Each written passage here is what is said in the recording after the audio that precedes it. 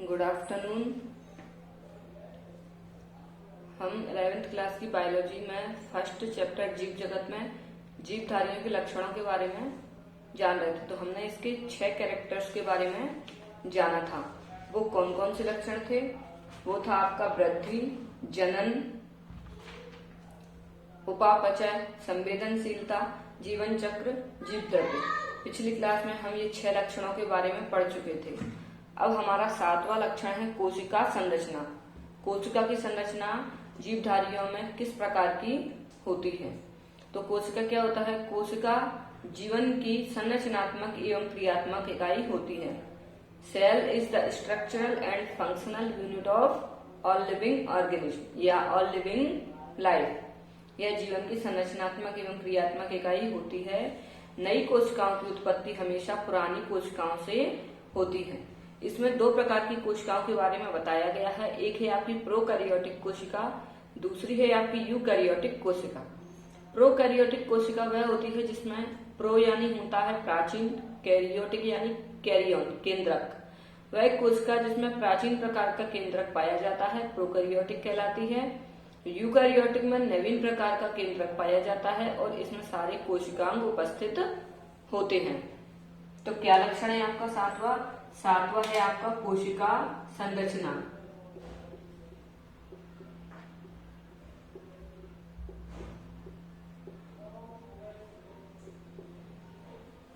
जीवन की संरचनात्मक एवं क्रियात्मक इकाई कोशिका कहलाती है। यह एक विशिष्ट पारगम्य कला से घिरी होती है, घिरी रहती है। इसमें प्रायः स्वजनन करने की क्षमता पाई जाती है। ये आपकी 2 प्रकार की होती है। कोशिका 2 प्रकार की होती है। एक है आपकी प्रोकैरियोटिक और दूसरा है आपकी यूकैरियोटिक। ठीक, जैसा कि नाम से स्पष्ट होता है, प्रो मीन्स होता है प्राचीन, पुराना, एंशिएंट। यू मीन्स नवीन यानी न्यू। कैरियोटिक यानी कैरियन। कैरियन मीन्स केंद्रक और इसमें भी केंद्रक। तो क्या हो गया प्रोकैरियोटिक का मतलब? वह कोशिका जिसमें प्राचीन प्रकार का केंद्रक पाया जाता है। प्राचीन प्रकार का केंद्रक कैसा होता है? इसमें केंद्रक सरल प्रकार का पाया जाता है और मतलब इसमें कोशिकांगों का अभाव होता है। प्रोकैरियोटिक कोशिका में कोशिकांगों का अभाव होता है। ठीक, और इसमें केंद्रक जो है वो स्पष्ट नहीं होता है, स्पष्ट नहीं होता है। हमें क्लियर केंद्रक दिखाई नहीं देता है, न्यूक्लियस क्लियर दिखाई नहीं देता है, इसलिए हम इसको प्रोकैरियोटिक कोशिका कहते हैं। दूसरी है आपकी यूकैरियोटिक कोशिका।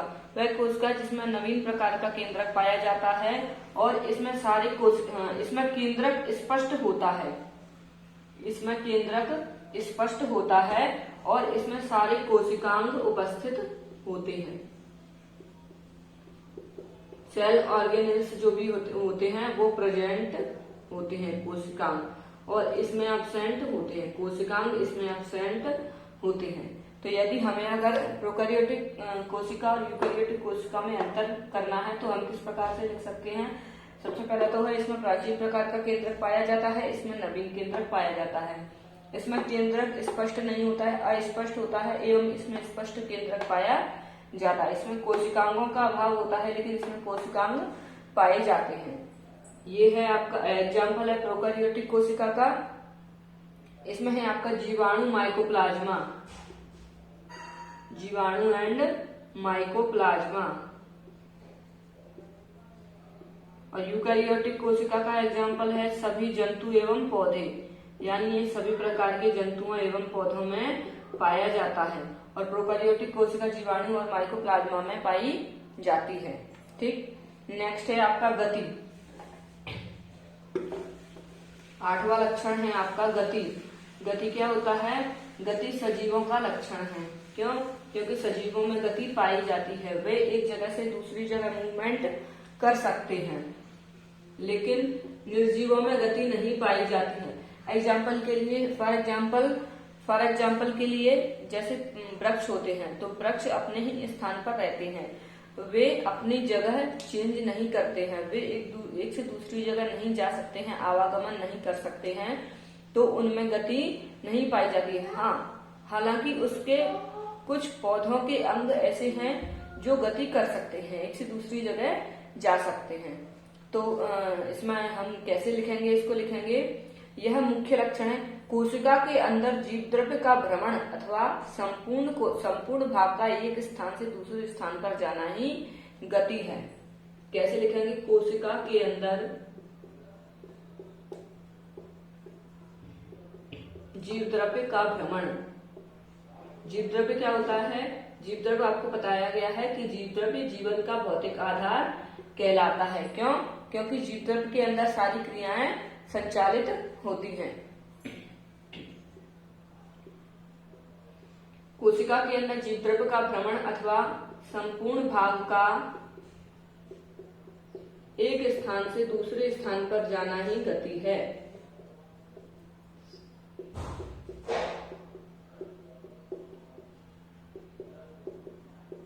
पर जाना ही गति है। यह सजीवों का लक्षण है। ठीक, यह सजीवों का लक्षण है। 9वां है आपका श्वसन, जिसे हम बोलते हैं रेस्पायरेशन। ये क्या होता है? श्वसन एक जैविक क्रिया है। श्वसन कैसी क्रिया है?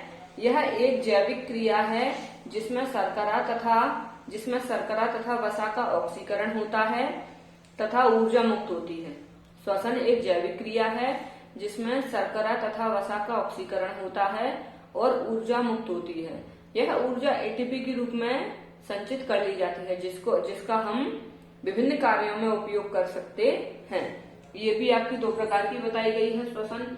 एक है अवायवीय और दूसरी है आपकी वायवीय श्वसन। अवायवीय यानी इसमें ऑक्सीजन अब्सेंट होती है, इसमें हमें ऑक्सीजन की अनुपस्थिति होती है। वायवीय में ऑक्सीजन प्रेजेंट होती है। ठीक, तो श्वसन क्या होता है? श्वसन एक जैविक क्रिया है जिसमें शर्करा तथा वसा का ऑक्सीकरण होता है और ऊर्जा मुक्त होती है। इस ऊर्जा का उपयोग हम विभिन्न कार्यों में कर सकते हैं। श्वसन 2 प्रकार की होती है, एक है अवायवीय श्वसन, दूसरा है वायवीय श्वसन। अवायवीय श्वसन क्या होता है? यह श्वसन का पहला चरण है जिसके अंतर्गत ग्लूकोज का आंशिक विखंडन होता है। अवायवीय श्वसन में क्या होता है? इसमें ग्लूकोज का आंशिक विखंडन होता है और इसमें ग्लूकोज के एक अणु से 2 पाइरुवेट का निर्माण होता है। अवायवीय श्वसन क्या होता है? यह श्वसन का प्रथम चरण है। इसमें ग्लूकोज के एक अणु से पाइरुवेट के 2 मॉलिक्यूल्स का निर्माण होता है और इसमें हमें ऑक्सीजन की आवश्यकता नहीं होती है। वायवीय श्वसन है दूसरा है आपका वायवीय श्वसन। यह अवायवीय श्वसन के बाद वाला स्टेप है। इसमें क्या होता है? इसमें ग्लूकोज के एक अणु से पाइरुवेट के 2 अणु बन जाते हैं। किसमें? अवायवीय श्वसन में। और वायवीय श्वसन में क्या होता है? पाइरुवेट का विखंडन माइटोकॉन्ड्रिया में होता है। क्या होता है? इसमें पाइरुवेट का पूर्ण रूप से ऑक्सीकरण होता है। पाइरुवेट का ऑक्सीकरण होता है जो कायमा होता है कोशिकांग है माइटोकॉन्ड्रिया। ठीक, क्या होता है? पाइरुवेट का पूर्ण रूप से ऑक्सीकरण माइटोकॉन्ड्रिया में होता है और इसमें ऑक्सीजन की उपस्थिति में पाइरुवेट का विखंडन होता है। पाइरुवेट का विखंडन इसमें ऑक्सीजन की उपस्थिति में होता है। ठीक, इसकी श्वसन की रिएक्शन है C6H12O6 plus 6O2 equal to 6CO2 plus 6H2O plus कितनी एनर्जी इसमें रिलीज होती है? इसमें होती है आपकी 673 किलो कैलोरी ऊर्जा मुक्त होती है, जिसमें से 40% एटीपी के रूप में यूज की जाती है और बाकी का जो 60% एनर्जी बचती है वो ऊष्मा के रूप में यूज की जाती है। ठीक, 40% एनर्जी जो है वो एटीपी के फॉर्म में यूज की जाती है और बाकी की 60% जो है वो ऊष्मा के रूप में रिलीज हो जाती है। नेक्स्ट है आपका पोषण। पोषण क्या होता है? पोषण सजीवों का लक्षण है। यह भी एक क्रिया है जो सजीवों में पाई जाती है।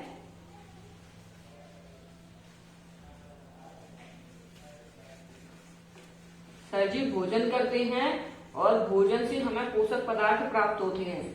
इस क्रिया को ही हम पोषण कहते हैं। नेक्स्ट है आपका पोषण।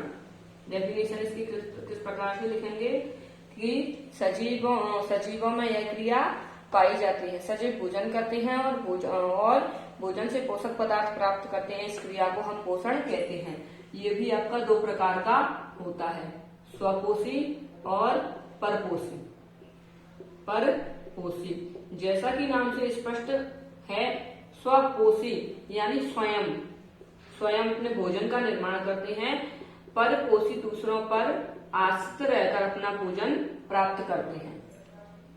तो स्वपोषी पोषण किस प्रकार से होगा? स्वपोषी पोषण में वह होता है जिसमें स्वयं अपना भोजन बनाते हैं। एग्जाम्पल है आपका इसमें हरे पौधे जो है वो सूर्य के प्रकाश, सनलाइट और क्लोरोफिल की उपस्थिति में अपना भोजन स्वयं बनाते हैं। स्वपोषी पोषण कैसे कहलाएगा? हरे पौधे सूर्य के प्रकाश एवं क्लोरोफिल की उपस्थिति में अपना भोजन स्वयं बनाते हैं, तो इस क्रिया को बोलते हैं स्वपोषी। एग्जाम्पल है इसमें हरे पौधे प्रकाश संश्लेषी व रसायन संश्लेषी जीवाणु।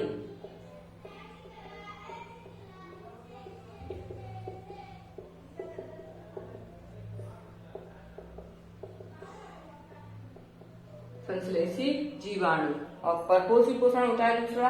तो जैसा कि नाम से स्पष्ट हो रहा है, परपोषी पर यानी दूसरों पर, तो उस प्रकार का पोषण या वह पोषण जिसमें सजीव दूसरों पर आश्रित रहकर अपना भोजन प्राप्त करते हैं, तो उसे हम बोलते हैं परपोषी पोषण। ये एग्जाम्पल है, ये किसमें पाया जाता है? सभी जंतु में। क्यों? क्योंकि सभी जंतु अपने भोजन के लिए दूसरों पर आश्रित रहते हैं। वे जंतुओं में प्रकाश संश्लेषण की क्रिया नहीं पाई जाती है, जिसके कारण वे अपना भोजन स्वयं नहीं बना पाते हैं। प्रकाश संश्लेषण की क्रिया ग्रीन प्लांट्स में पाई जाती है, जिसके कारण वे अपना भोजन बनाते हैं और दूसरों को देते हैं। नेक्स्ट है आपका उत्सर्जन। उत्सर्जन क्या होता है? यह सजीवों का विशिष्ट लक्षण है और हमारे द्वारा खाए हुए भोजन का जब पाचन किया जाता है, तो पाचन के उपरांत जो अपशिष्ट पदार्थ फीकस मटेरियल होता है, वो बॉडी से बाहर निकालने की प्रोसेस को उत्सर्जन कहते हैं। तो इसकी डेफिनेशन हम किस प्रकार से लिखेंगे? अपशिष्ट पदार्थ क्या होते हैं? वे पदार्थ जिनका पाचन करने के पश्चात जो वेस्ट मटेरियल बचता है, उसको हम अपशिष्ट पदार्थ कहते हैं। तो क्या लिखेंगे? अपशिष्ट पदार्थों को शरीर से बाहर निकालने की क्रिया को